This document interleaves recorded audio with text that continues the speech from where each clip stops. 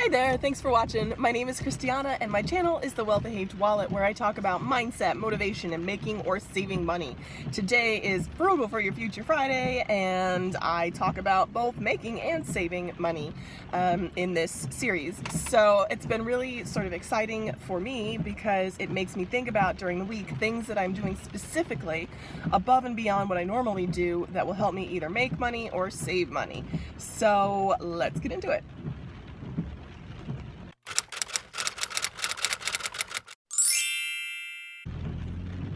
Okay, so we have defense, which is saving money, and then offense, which is making money. So I'm going to start with defense and things that I do to save money. So this week, to save money, I did my usual, and I meal prepped second week in a row, both lunch and a few dinners, which was new for me. So excuse me, please excuse the sound here in the background. It's raining pretty hard, so I'm going a little bit slowly. I'm on my way to work and I'm trying to be as careful as possible, 2 hands on the wheel and very slow.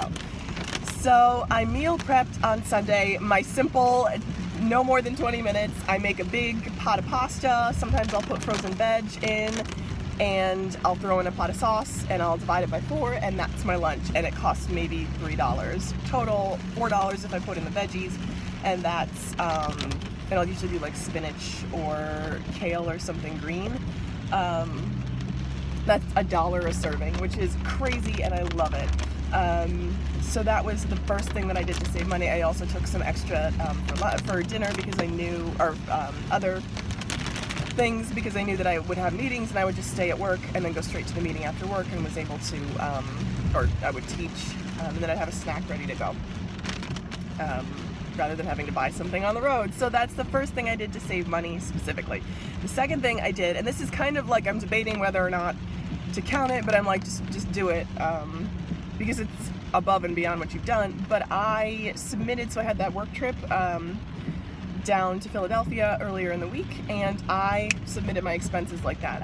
I was on it really quickly, and sometimes it's like, we use a super simple system called Abacus, and it's easy to use, which is great, but you need to have all your receipts, and I was on it right away, and I got everything in, which I thought was a huge win because that was $150 that I will be reimbursed in cash once it's approved, so or directly to my account. So I thought I was proud of myself for getting on it, even though I was like exhausted from the trip. I was like, get on it now. So I did. So I consider that saving money. I consider that's like $150 straight to my pocket, so I'll take it. So the next two are kind of more defense, and then I have, or more offense, and then I have one extra that I think is saving money. Small, but very small, but it counts. The next one to make money is that I was really intentional about listing on eBay. I didn't list a lot, but I'm getting back into the swing of kind of listing something every day, of creating new listings, and it is a lot of work, and it's not very interesting. Well, say it's not very interesting. It can be just kind of really repetitive and rote, but it's what generates the income, an additional income. It's the only stream that I have at present that's generating reliable, or generating like usable income. So I think and I did it. So that's a win in my book. The second thing that I did to generate income, and this is like, we plan plans, not results, right? All I'm responsible for is my own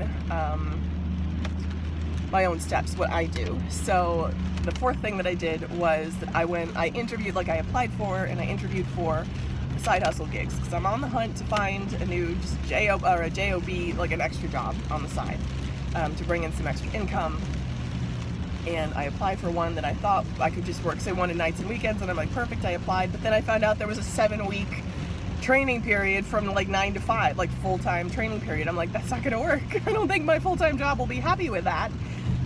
So it's kind of disappointing, but again, all I'm responsible for are my own steps, like my own process. So I was happy that I did that, even though it didn't generate any usable income. So that's number 4. And then number 5, I was like back and forth, but it's more evidence that this, slowly but surely, this process using a cash-based budget is working again slowly but surely, but I hope to take this little tiny piece thing that happened and be able to use that in the future. So, not question, be able to use that in the future. I was driving and gas is super cheap, the prices are going down, and I was driving home from a meeting and I saw gas for really cheap and they took cash and I was able to take advantage of it. I like just pulled over, didn't even think, because I had the money in my gas envelope, which I thought was great. And I want to be able to do that sometime soon in the future, just to have the cash ready to take advantage of a really good opportunity and capitalize on that. I would love to, like, again, my goal is to buy real estate at some point. It feels like so far off at this point, but you never, if you keep working toward it, you got to have a goal to make your goal come true. So slowly but surely I'm working toward it, and that I hope is an example of something that I'll be able to do in the future if I just keep socking away the cash, keep working away at that debt, keep saving, keep moving toward my goals. So those are my 5 items for Frugal for Your Future Friday. The reason I'm being frugal now is so I can have a fabulous future in the future. But again, I am loving the life that I have while building the life of my dreams. I thank you so much for watching, and as always, I hope that you will keep watching. Bye.